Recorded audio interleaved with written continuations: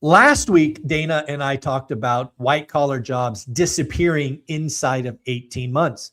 Little did we know that just 48 hours later, Centrini Research would leave a report forecasting or predicting what 2028 or 2 short years away might look like.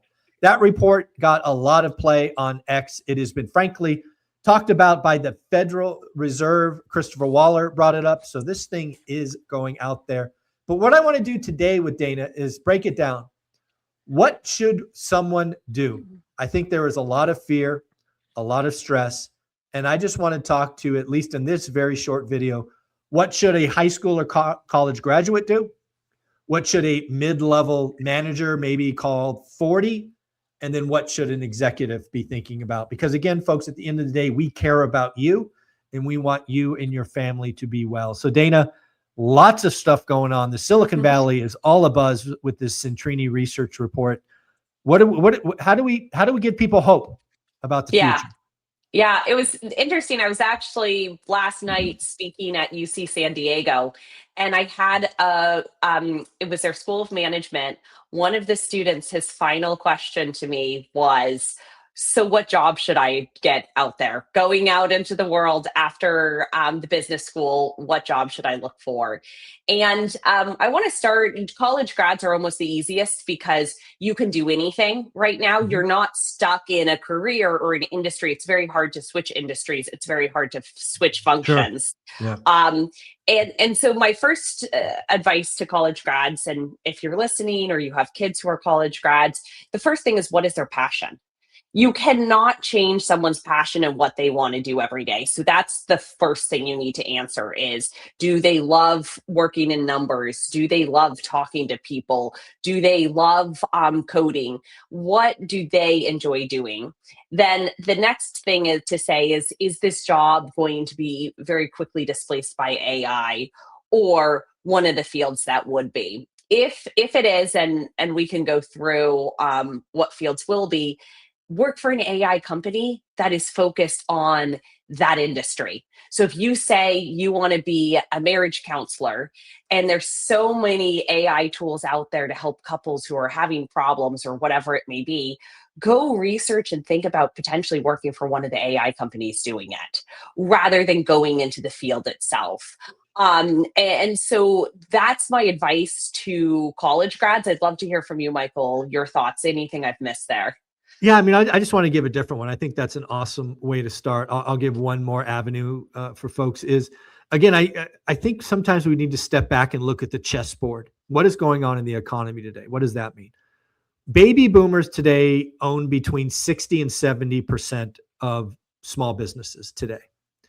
And I don't think it's unfair to say that they're not looking at adopting AI at all, right? They're going to bleed this thing to the end and just, and be comfortable. And they should, right? They're 2 years from the end. Why change anything now? What I would tell college graduates is to figure out, where do I want to go? And if you want to go be a marriage counselor or whatnot, going to AI company is great. But, maybe you just want to cobble together a home services company, and you could go buy a painter and a AC and all of these things. And then you do what you do well and leverage AI. I think there is so much low hanging fruit by not even adopting AI, but just adopting the internet, right? We're just talking .com right here. We're talking about bookings and service level agreement and all of that.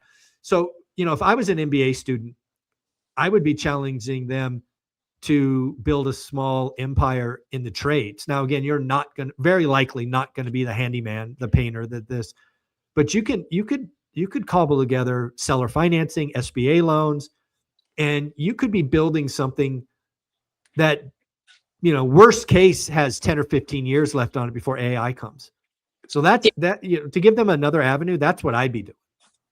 Yeah. And I love that point because one of the Centrini quotes that they had is, the companies most threatened by AI become AI's most aggressive adopters. Correct. And so basically, if you're in the trades, they're not adopting AI as much because it's not going to completely displace their job. Coders, 1,000% are. And so, and it may not be 100%, but most of their job. Yeah. And so I like that because you can go into the trades, you can leverage AI for all the administrative stuff and really focus on the stuff that AI hasn't been able to do, which is plumbing requests, handiwork, general construction, all of that. Yeah, I would try to build an empire. Like like whatever city you're in, I would try to be, in a decade, I would try to own 3 or 4 different services arms, probably buy them on seller financing, certainly with an SBA loan, maybe some seller seconds. And dude, then you just lean into technology and I mean, you're going to triple the business in no time, I think. Yeah. Yeah. All right, let's talk about middle managers. Let's pretend they're, 40 years old. They're either middle managers or subject matter experts, because again, I think this is a part of the economy that is frankly the highest paid. They've got decades of experience. They've seen some stuff, and they might be the most nervous, the most vulnerable. What are you telling those people? Yeah, executives are scared. And so, what an executive is going to do is say to any mid level management, your headcount is axed overnight from what you had in 2025 to 2026, at least the growth side of it. Yeah. You were not growing your headcount, so use AI more. And so, if you aren't leveraging AI and showing that you have 10x the output, you're at risk. And so you need to be very curious in how you build and structure your team on that mid management side. Is anyone using AI? You're going to bring straight up to the top and say, great, these people are really bringing way more efficiency to me and using AI in the right way versus those who are not. And so I think even in your interview process, like I ask now in every interview, how do you use AI in your day to day life? And I've had some 22-year-old, 23-year-olds who I'm talking to who are like, oh, I use ChatGPT to help me with my emails. And I'm like, that's not good enough. If you're 22 years old, you should be wowing me on some unique, crazy use case that you found with Claude or with Grok that you could use. And if your answer is I use ChatGPT, you have the same answer as a 70-year-old. And no offense, but like you're already behind at 20. And so being able to really be curious, get your hands dirty, understand what you're doing every day with AI is going to be super important. Yeah, I'm with this one with mid-level managers or subject matter experts. I'm reminded of that story that goes, 2 people are chased by a bear. One person stops to tie their shoes. The other one goes, "What are you doing? It's not going to help you." And the answer is, "I'm not trying to outrun the bear. I'm trying to outrun you." Right. So again, Yeah. that's where I see this going. Right. Having lived through the dot-com era, the explosion up and the collapse after. I remember sitting in a boardroom. It was one of the worst days of my life trying to figure out what 10 people I'm going to let go. Yeah. And at some point, I'll just say it this way. What I think is going on today with a lot of companies and AI is they're freezing headcount. They're like, hey, I'm not going to fire any of you, but we're also not adding people. Yeah. I know that's bullshit long term, right? There will be a hiccup in the economy, a recession somewhere, and it will not be an option. There will be layoffs again. So what I would be trying to do is not outrun the bear of AI, but outrun the other people. And you know who they are. You know the people that are doing the work over their skis versus just showing up. At the end of the day, half the people out there look at their job as a prison and they're trying to do the minimum. That would not be me. I would not be coasting with what's coming, because the other thing that's going to happen is the people that survive, you're going to get a raise. The subject matter experts who can take and leverage AI and then massage the output for even more value, those people are going to be crazy valuable, right? We're not talking 200 grand. We're talking 500 grand. Yeah. That's what's coming. Yeah.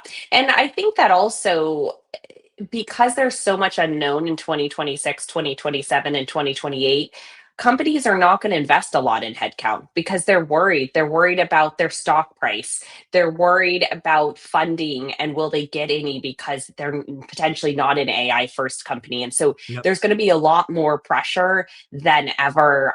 With that research study, for those of you who didn't see it, what I love about it, and we do this at Hemline when we're launching a product, we actually put together a press release. In 3 years, what does the press release say?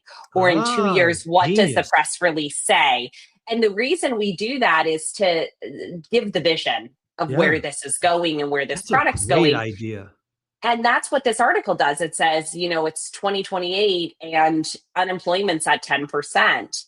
And what I like about that is it's telling you this is the picture that a lot of people are seeing. How are you going to make sure that you, as an employee, as a leader, are not contributing to that 10% well, I guess it would be 5%, doubly what Yeah. unemployment rates are today. Yeah, I love that. Well, let's close out on executives. We'll talk about these folks being, VPs, EVPs, top of the food chain folks. What's our advice for those, set of individuals?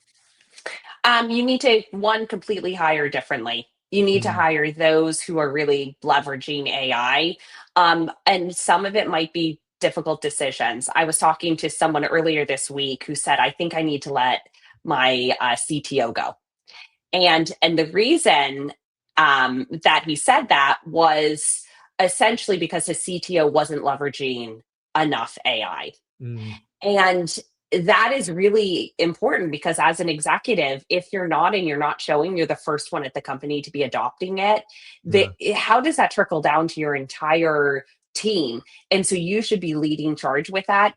Go research online, go take classes, just become curious on it. And then the yeah. people you hire should be people who are already implementing it if you are hiring. Yeah, when I think about the executives and having been one for a while, you got to remember what your job is. And I think hiring is number one. I think a lot of people miss that. So where you started. The second thing is your job is to talk about the North Star, right? Where's the company going? Mhm. And again, in a world of AI, there's obviously internal investments, but you also have to defend yourself, right? Because again, I think a lot of companies are going to be disrupted by, competitors coming from nowhere. So part of your job is going to be protecting the moat or creating a moat, right? So part of it's defense, and then the other one is, are we? The question I would ask myself is, are we more likely to be acquired, or are we more likely to acquire in the next 12 months? Because as a senior executive, I can promise you this: it is a lot better to be the acquirer than the acquired. And, Yep. some of that should scare the shit out of you because, again, if you're an EVP at the company that got acquired, you're out in 90 days. There's no chance Yeah. you're going to be, there's no chance you're surviving. They're going to take Yeah. your salary and kick you out the window. Yeah. So that's what I'd be thinking about. Yeah, that's such a good point. This was like a month ago. Someone was like, yeah, our company got acquired and they're going to do a reorg. And now I'm going to be part of a new team. And my first response to her was, why aren't you looking for a new job? You should have been looking Yeah. when you found out there When the was an whisper. acquisition. Yeah. Yeah. Yes. Let me tell you, when you are acquired, someone is doing math on the finance team to say, how can You're we not create there. synergy? And so, yeah.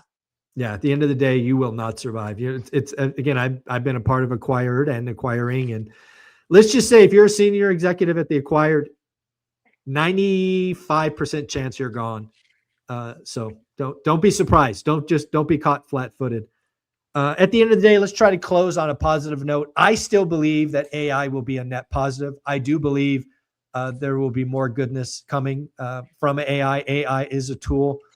There will certainly be disruption. There always is in the short term. But I may, maybe too optimistic. But I see the plus side coming. What say you?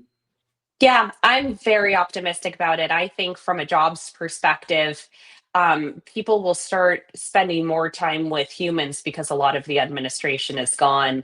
I think, new jobs will be created. People will have more time to enjoy their life, go on hikes, do experiences because of AI.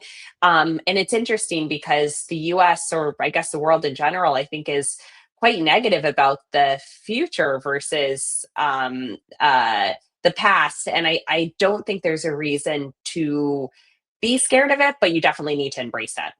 Yeah, Dana, you're amazing. If somebody wanted to check out Hemlane, what do they do? Yeah, go to hemlane.com, HEMLANE.com, and just mention one rental at a time because you do get 20% off your first year with all of our paid packages.